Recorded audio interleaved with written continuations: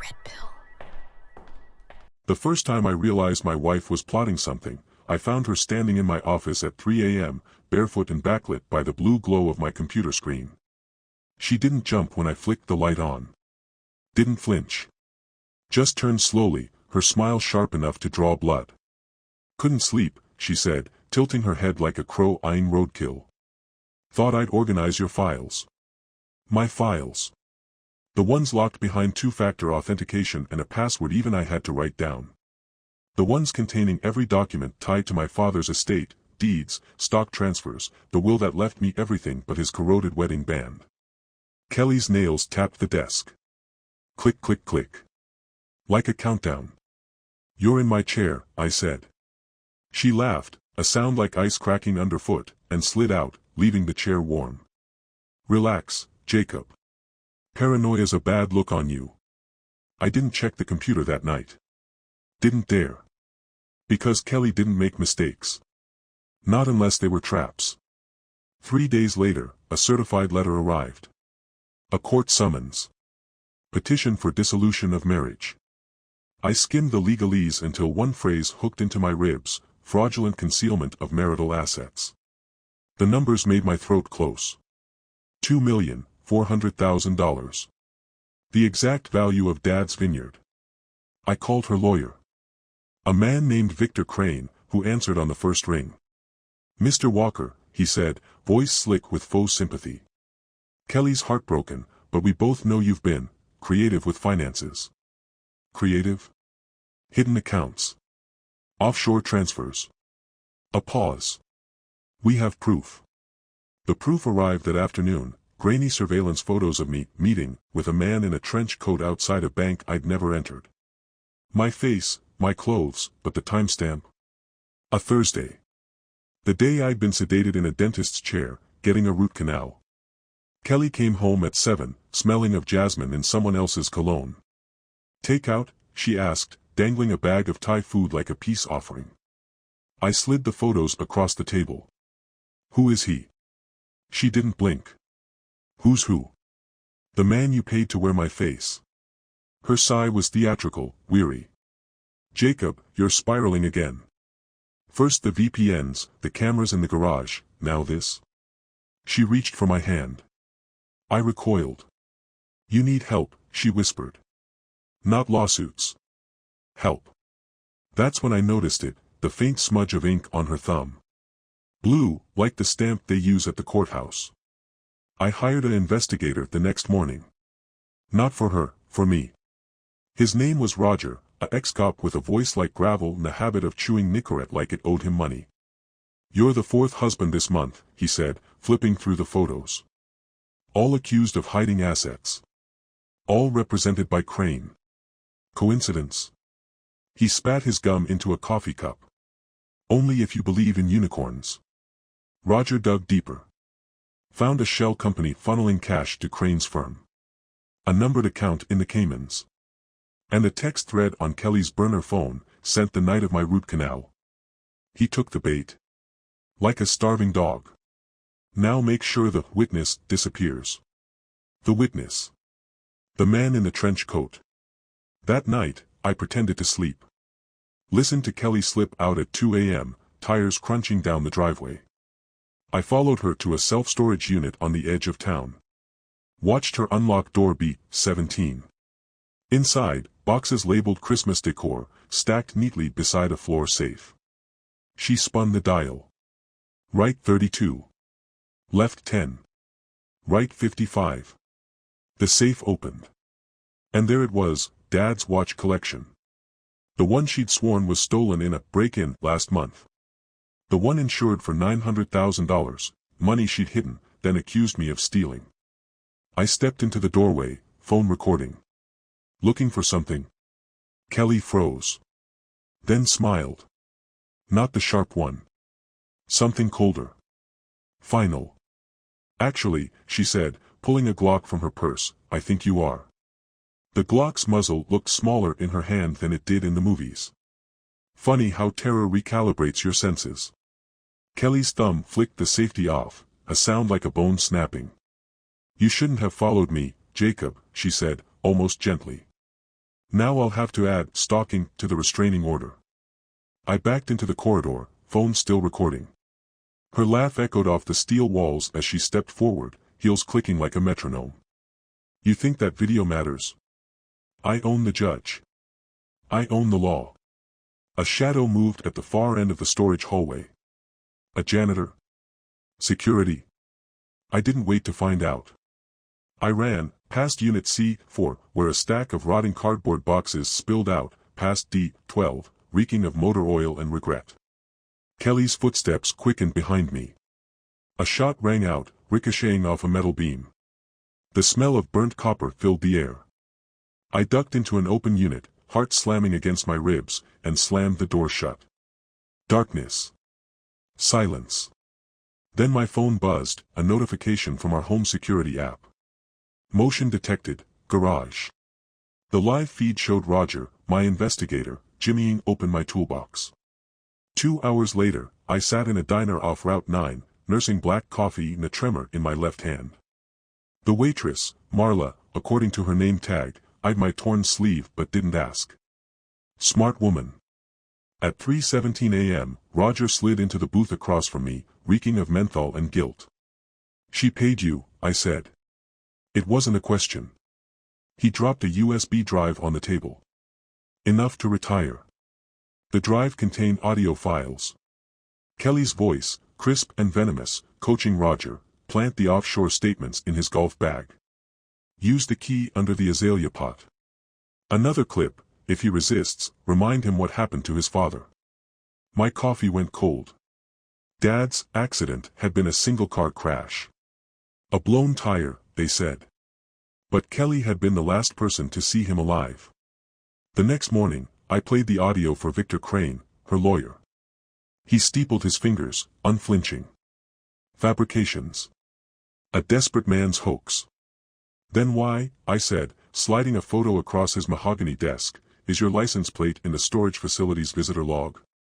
The photo showed Crane's Lexus parked outside Unit B-17 the night Kelly tried to shoot me. His jaw twitched. A microscopic crack. You're out of your depth, Jacob. Walk away now, and I'll let you keep your car. I stood, buttoning my coat. Tell Kelly I found the safe. And the other thing. What other thing? I let the lie hang, sharp and sweet. That afternoon, I drove to Dad's vineyard. The new foreman, a guy named Dex with a neck tattoo and a handshake like a vice, met me at the gate. Your wife's been here, he said. Had a crew out last week taking soil samples. Said something about environmental hazards. Bullshit. Kelly hated dirt. I walked the property until I found it, a freshly dug patch near the east fence, hidden under a tarp. Beneath it, a PVC pipe stuffed with paperwork. Insurance policies. Dad's handwriting on a faded ledger, loan to KW, $250,000. Dated 6 months before he died. KW Kelly Winters. My wife. The ledger's next page was a confession, scribbled in Dad's shaky script. She threatened to ruin you, Jacob. Said she'd tell the IRS about the rest was torn out. Kelly was waiting when I got home. She sat cross-legged on the couch, polishing that damn Glock with a silk handkerchief. You've been busy, she said, not looking up. You borrowed money from my dad. Then you killed him. Her laugh was a blade. Prove it. She lifted the gun, blowing imaginary dust off the barrel. But first, tell me about the other thing you found. I'm dying to know. I tossed the PVC pipe at her feet. Ask Victor. He's already packing for the Caymans. A flicker in her eyes. Doubt. For the first time in a decade, I saw it, the split-second stumble in her con. She recovered fast, aiming the gun at my chest. You always were a terrible liar. The doorbell rang. We froze. Expecting company? I asked. She blinked. Click click click went her nails on the gun's grip. I opened the door. A process server stood there, holding an envelope. Kelly Winters. You've been served. The subpoena wasn't for the divorce. It was from the IRS. Audit of estate tax filings, Jacob Walker. Kelly's smile faltered as she read it, the Glock dipping slightly. "You think this scares me?" she hissed. "No," I said. "But it should scare him." I nodded at the process server, who lingered in the doorway. He wasn't some hourly temp. His tie was too expensive, his posture too rigid. Military? Federal? He met Kelly's stare without blinking and handed her a second envelope. Compliments of the Treasury Department. She tore it open. Color drained from her face. Inside, a photo of Roger, my turncoat investigator, sitting in a federal interrogation room, a bottle of water and a guilty conscience sweating in front of him. "Turns out Roger's a patriot," I said. "Or at least terrified of tax evasion charges." Kelly's gun arm trembled. For a heartbeat, I thought she'd pull the trigger. Instead, she laughed, a shrill, fractured sound, and tossed the subpoena into the fireplace. "You're still losing, Jacob. The court date's tomorrow. My evidence is airtight." "Is it?" I pulled out my phone, cued the audio file, and pressed play. "Plant the offshore statements in his golf bag," Kelly's voice crackled.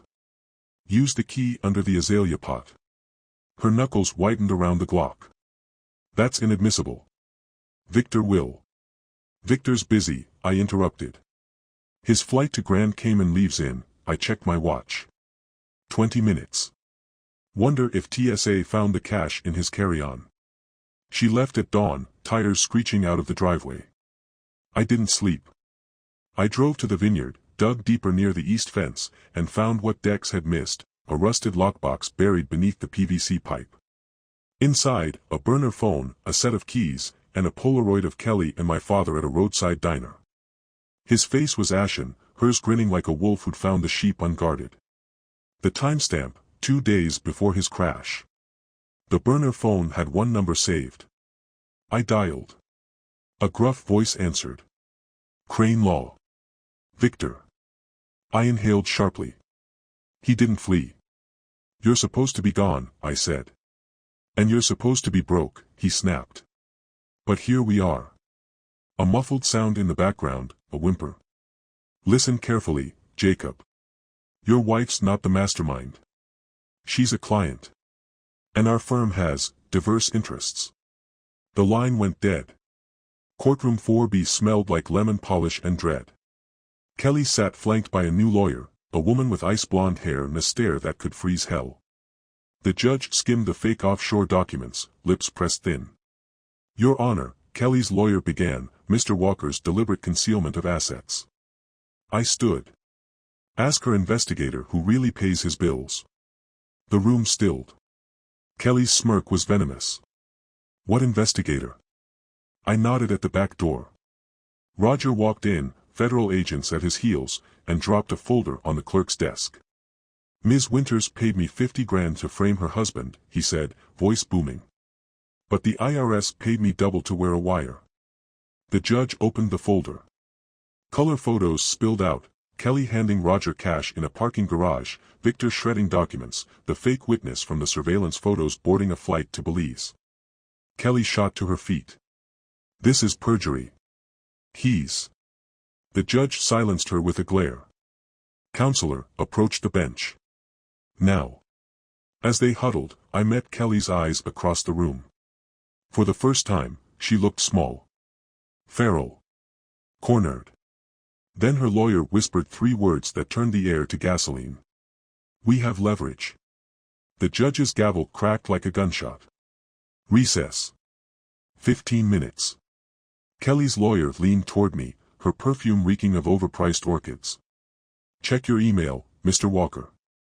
I opened my phone. A video loaded, grainy, soundless, but unmistakable. My father, slumped at his desk, a bottle of pills in one hand, a pen in the other. He scribbled something, sealed it in an envelope, then staggered out of frame.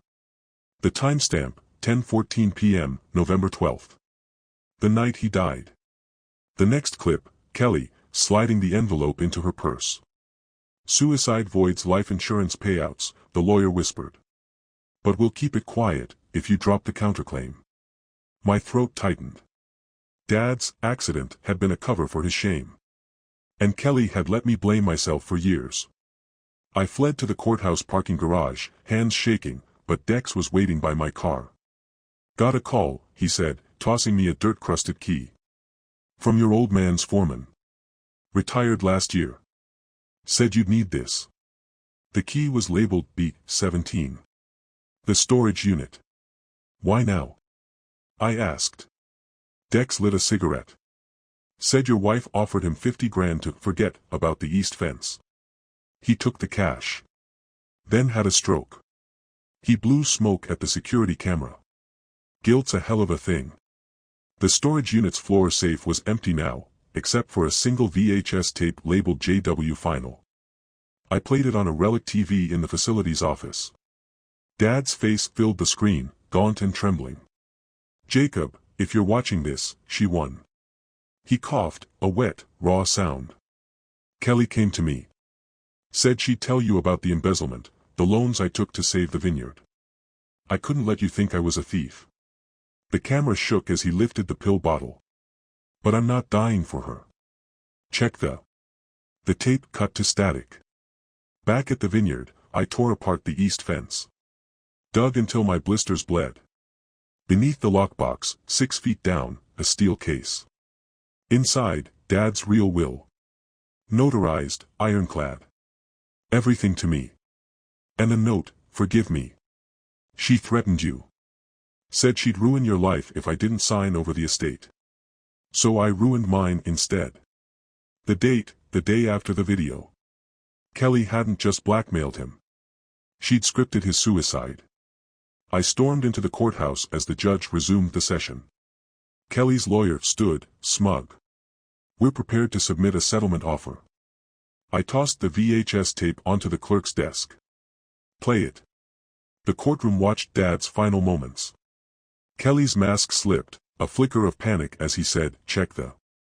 When the screen went dark, I held up the will. The original. Signed an hour before his death. Which isn't a suicide. The judge peered at Kelly. "Explain." She stood, flawless and furious. "This is a mockery. That tape's doctored. Jacob's desperate." Then the doors banged open. 2 federal agents marched in with Roger. "Wrong again, sweetheart," Roger said. "I mic'd your lawyer's office yesterday. Heard you admit to forging the suicide note." The judge's face turned to stone. "Ms. Winters. You're under arrest." Kelly lunged at me, nails raking my cheek. "You'll burn for this." As they cuffed her, I leaned close. Dad's last word wasn't "check." It was "Caymans. You missed a page." Her scream followed me out of the courtroom. Kelly's scream still echoed in my skull when the first bullet shattered my windshield. I swerved into a gas station, heart hammering, and dialed Dex. "They're not done," I rasped. "Who?" "The Caymans." A black SUV idled across the street. No plates. Tinted windows. Dex cursed. "Get to the vineyard. Now." The safe house was Dad's old storm cellar, hidden under a rusted tractor. Inside, a landline, a shotgun, and a manila envelope labeled Cayman Trust Number 4471. The account wasn't Dad's. It was mine, opened when I was 18, funded with monthly deposits from a shell company. Walker Holdings LLC. I'd never heard of it. The last deposit, $500,000, 2 days before Dad's death. The phone rang. A distorted voice hissed, "You're digging the wrong grave, Jacob." Click. Dex arrived at dawn, hauling a duffel bag of tools. Found something in the east fence. He dumped a mud-crusted ledger on the table. Not Dad's. Hers. Kelly's meticulous notes detailed payments to Victor Crane, Roger, even the fake witness. But one entry froze my blood. Payment to LS, $75,000. For disposal. LS. Laura Simmons. My college girlfriend. The one who'd vanished junior year. I tracked her to a coastal town in Oregon, where she ran a bookstore under the name Elise Carter. She paled when I walked in. "Jacob? You're supposed to be dead." I finished. "What did Kelly pay you to dispose of?" Laura's hands trembled. A pregnancy test. Positive. She said you'd ruin me if I didn't make it disappear. I staggered. That's impossible. We never. We did, she whispered. Homecoming. You were blackout drunk. I was, ashamed. The room tilted. Kelly hadn't just framed me. She'd buried a child. My child. The SUV found us again that night, parked outside Laura's shop. 2 men in ski masks kicked in the door. I fired the shotgun blindly, shattering shelves of paperbacks into confetti. Laura fled out the back. I followed, bullets chewing the walls behind us. We hid in a fishing shed reeking of bait. Why now? Laura demanded. Why come after me? I showed her the ledger. Your loose ends. Both of us. She pressed a crumpled photo into my hand. A toddler with my eyes. Her name's Sophie. She's 4. Kelly's trial resumed the next Monday. Her new lawyer, a slick tactician with a silver tongue, argued coercion. My client was manipulated by real criminals. He pointed at me. By him. The judge frowned. Evidence. The lawyer produced a document. A wire transfer from Walker Holdings LLC to Victor Crane. Dated the day after Dad's death. My chest tightened. The Cayman account.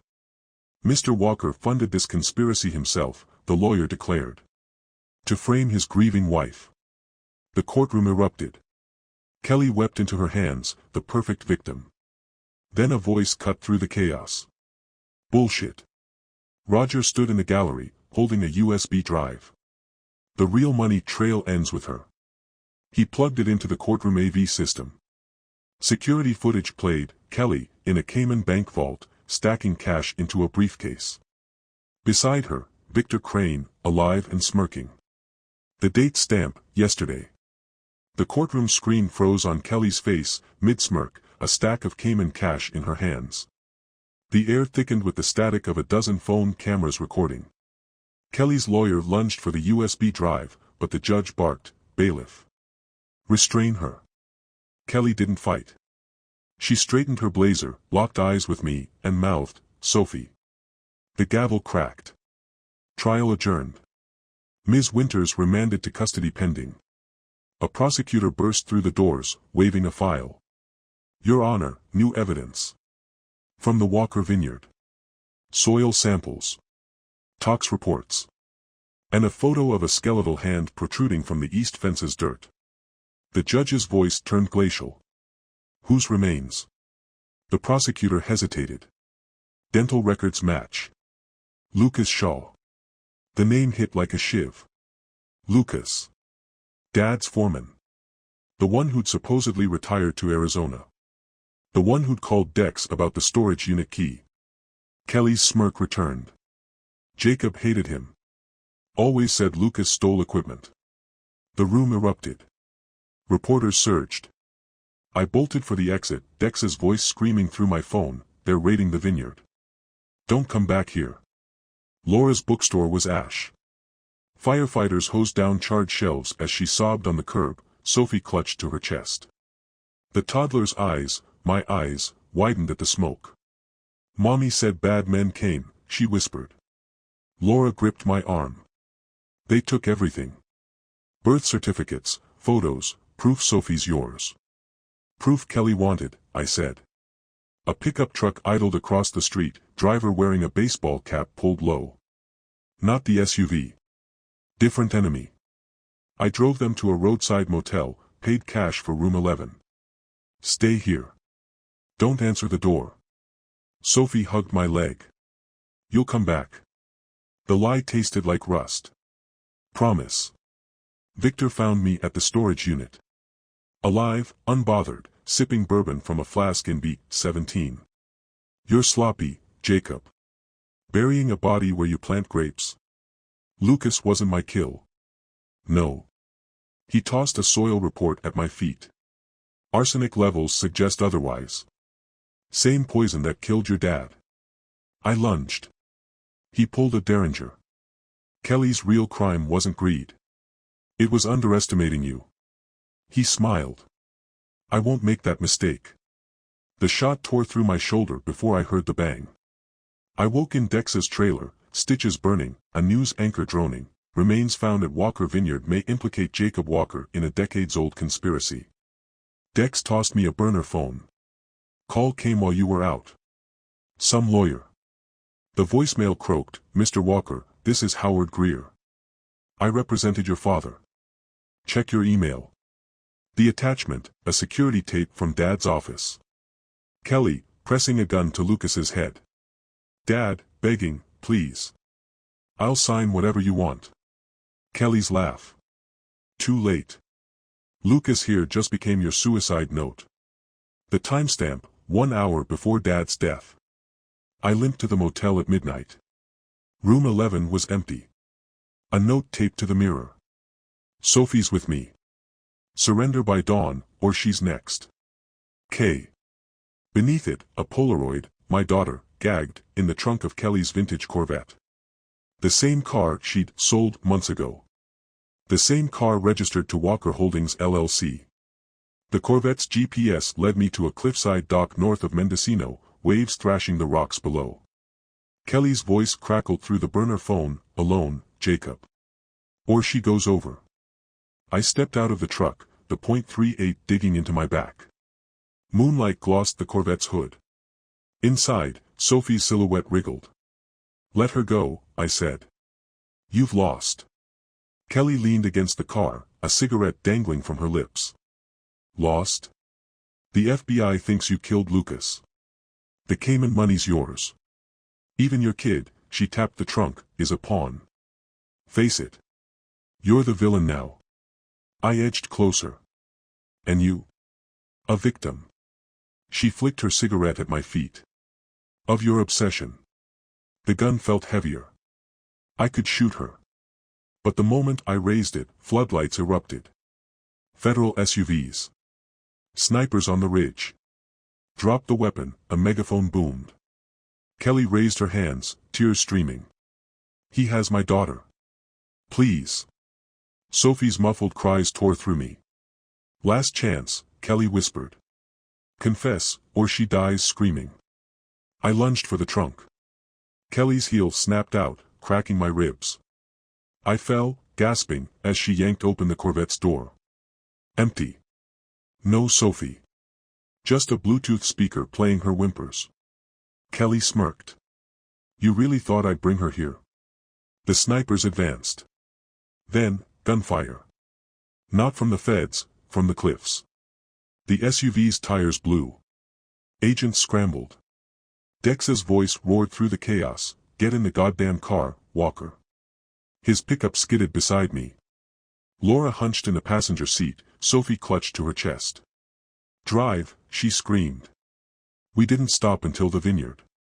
Dex tossed me a shovel. East fence. Now. I dug where Lucas's bones were found, hitting metal.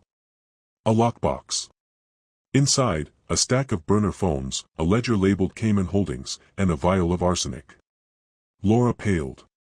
That's the poison from the soil. Dex flipped the ledger open. Payments to Victor. To Roger. To me. I froze. You. He lit a cigarette. Kelly paid me to keep quiet about the fence. But your dad, he was decent. So I kept digging. The last entry, final payment to LS, $100,000. Disposal confirmed. Laura snatched the ledger. LS isn't me. It's Lucas Shaw. Dex nodded. He wasn't the body. He's the killer. The ground shifted. Victor waited in the storm cellar, a suitcase of cash at his feet. Took you long enough. I aimed the .38. Where's Kelly? Gone. But she left a gift. He kicked the suitcase open. Bundles of hundreds, stamped Walker Holdings LLC. Your prints are all over this. The arsenic. The Cayman transfers. Even the gun that shot Lucas. You framed me. We did. He smiled. Kelly's the face. I'm the engine. And you? He tossed me a plane ticket. Are a fugitive. Unless you run. The ticket was to Belize. One way. Laura stepped from the shadows, Sophie asleep in her arms. Don't. Victor drew a pistol. Tick-tock, Jacob. A gunshot echoed. Victor collapsed, a red bloom spreading on his chest. Dex lowered his rifle. Told you I hate lawyers. The storm cellar reeked of Victor's blood and gunpowder. Dex prodded the body with his boot. He's got a burner. He tossed me the phone, one contact PM. I dialed. A woman answered. Took you long enough. Mom. She died when I was 12. Car crash. Or so I've been told. Surprised? Her laugh was Kelly's, cold, rehearsed. You didn't think she came up with this alone, did you? The room tilted. Dex steadied me as Laura clutched Sophie tighter. Why? I managed. Your father was weak. You were softer. But Kelly? Mom sighed, almost fond. She's my masterpiece. The line died. Dex grabbed the ledger. LS wasn't Lucas. It's Lana Shaw. His widow. Laura gasped. The realtor who sold us the vineyard. Lana's office was a glass tomb overlooking the vines. She greeted us with champagne. Jacob. Here to discuss listing the property. I slammed the arsenic vial on her desk. You planted this. For her. Lana's smile didn't waver. For us. The arsenic's not a poison. It's a preservative. She tapped a soil report. Without it, the bodies decompose faster. Bodies? Laura whispered. Lana sipped her champagne. This land was a dumping ground long before your father. Ask Dex. He stiffened. I just dug holes. And filled them with what? I demanded. Lana slid a photo across the desk, Dad, standing over a freshly dug pit, a body bag at his feet. The date, 1998. Your father wasn't a vintner, she said. He was a cleaner. Like you. Sophie's DNA test arrived that afternoon. 99.7% match, Jacob Walker. Laura crumpled the report. She's yours. But Kelly's not done. She was right. The news blared, breaking, human remains linked to Walker Vineyard spanned 3 decades. CEO Jacob Walker sought for questioning. Dex packed the truck. We need to disappear. I gripped Sophie's tiny hand. Not yet. The Corvette's GPS had one last location, Mom's grave. The cemetery was empty, dusk bleeding into night. I pried open the coffin. No bones. Just a hollow space, a ladder descending into darkness. Laura screamed as armed men emerged from the crypt. Kelly led them, her hair shorn, eyes feral. You shouldn't have come here, Jacob. Sophie lunged for her. Mommy. Kelly caught her, pressing a knife to Sophie's throat. Now. Let's discuss your surrender. The knife glinted against Sophie's throat as Kelly backed toward the crypt's open coffin. Drop the gun, Jacob. Or I'll carve her a new smile. Sophie didn't cry. Didn't beg. She stared at me, unblinking, like she'd already accepted the dark arithmetic of survival. My eyes. My failure. I let the .38 clatter to the stone floor. Let her go. Take me instead. Kelly's laugh echoed through the crypt. You think this is a trade? She jerked her chin at the armed men. You're all coming with me. The ladder led to a tunnel slick with moss and the copper tang of old blood. Fluorescent lights hummed overhead, revealing alcoves stacked with sealed crates. Walker Holdings LLC stamped on every lid. Open one, Kelly ordered. Dex pried off a lid. Gold bars. Weapons. Passports.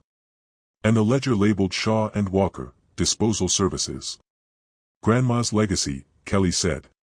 She built this before you were born. Dad was just the janitor. Where is she? I demanded. A shadow shifted at the tunnel's end. Here. Mom stepped into the light, her face eerily unlined, hair dyed jet black. She held a syringe filled with murky liquid. Hello, Jacob. Still sentimental, I see. Sophie squirmed. You're scary. Mom smiled. Smart girl. The tunnel widened into a lab. Stainless steel tables. Vials of arsenic. And a freezer humming in the corner. Mom gestured to it. Open it. Inside, Lucas Shaw's body, preserved perfectly, his hands clutching a sealed envelope. His real suicide note, Mom said. Turns out he couldn't live with what we made him do. Pathetic. I reached for the envelope. Aha. Mom raised the syringe. First, you'll wire the Cayman funds to our account. Every penny. Laura stepped forward. And Sophie? Mom's gaze sharpened. She stays. Bloodlines matter. Sophie kicked, teeth sinking into Kelly's wrist. The knife clattered. Laura lunged, grabbing it, and slashed at Mom. Chaos erupted. Dex tackled a guard. Gunfire ricocheted. I scooped up Sophie and ran, Laura at my heels. Left. Dex shouted, tossing me a key. Generator room. We burst into a concrete chamber. I jammed the key into the fuse box. The tunnels plunged into darkness. Sophie's breath hitched as we groped along the wall. I'm scared. Me too, I admitted. A flashlight beam sliced the dark. Mom's voice purred, you can't outrun your blood, Jacob. Laura froze. There's another way out. She pointed to a grate. Storm drain. We crawled, the stench of rot choking us, until moonlight filtered through. The drain emptied into the vineyard's irrigation ditch. Sirens wailed in the distance. Feds, Dex muttered. They'll shoot first. Sophie tugged my sleeve. The lady said grandma's not grandma. Laura paled. What? She's his mom. Sophie pointed to Dex. Dex's jaw tightened. Kids got instincts. The truth detonated. Dex wasn't hired help. He was Mom's son. My half-brother. You knew, I growled. He raised his rifle. And you're out of time. Dex's rifle trembled, the first crack in his armor. Mom wanted you dead at 12, he said. I convinced her to wait. Big mistake. Sophie stepped between us, small hands raised. Don't shoot my daddy. For a heartbeat, Dex faltered. Then gunfire erupted behind us, federal agents swarming the vineyard. Drop your weapons. Kelly emerged from the storm cellar, bloodied but grinning, Mom at her side. Time to go, Jacob. Mom tossed her a syringe. Finish it. Kelly lunged at me. Sophie screamed. And Dex fired.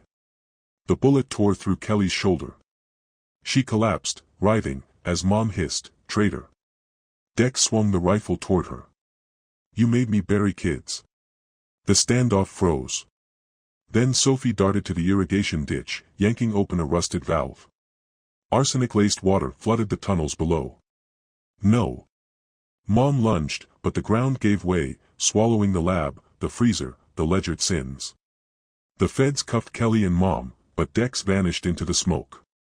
At the trial, I played Lucas's final tape. His voice boomed, Lana and Margaret Walker ordered the killings. The arsenic hides the bodies. The Caymans hide the money. The judge dismissed all charges against me. Kelly got 40 years. Mom. Life. But as the gavel fell, a guard handed me a note, she's not yours. Check the vial. Sophie's DNA test, the vial swapped. The real result, 0% match. Laura confessed in tears, Kelly threatened to drown her if I didn't lie. Sophie's, not yours. The girl clung to my leg anyway. You're still my daddy. We sold the vineyard. The bulldozers found 32 bodies. Dex's letter arrived last week, the arsenic's in your blood too. Run. I don't. Instead, I sit on a porch in Oregon, Sophie chasing fireflies, Laura teaching her to read. The news says Mom hung herself in prison. Kelly's appealing. But tonight, the sky's clear. The air's sweet. No poison. Sophie whispers, will the bad people come back? No, I lie. Because the truth is uglier, we're all bad people. Just some of us try harder not to be. Don't trust anyone who loves your money more than you. Especially if they're family. And if your ex ever hires a PI, hire a better one.